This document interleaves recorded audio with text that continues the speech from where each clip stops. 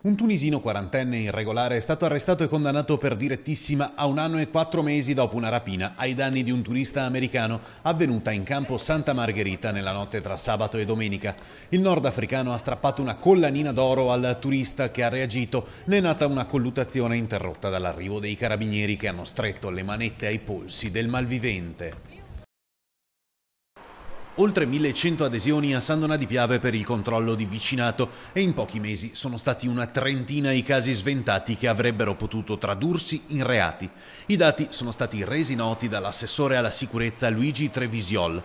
Le prime aree ad auto-organizzarsi sono state Fossà, Isiata e Fiorentina, seguite da San Pio X e San Giuseppe, poi Passarella, Chiesa Nuova e Calvecchia.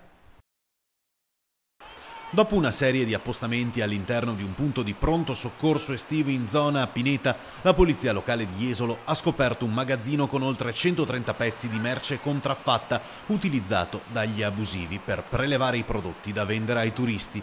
La stessa merce che non veniva venduta tornava nel magazzino alla sera con la complicità del personale dipendente del pronto soccorso. Nell'ultimo weekend sono stati sequestrati 4.000 tarocchi lungo tutto il litorale. Malibran pieno come all'epoca dell'amministrazione Zappalorto. Gli amministratori cambiano, ma la temperatura in laguna rimane sempre bollente sul fronte dei dipendenti comunali che a mezzogiorno si sono riuniti in assemblea per decidere il da farsi dopo la fumata nera sul fronte della parte variabile del loro stipendio.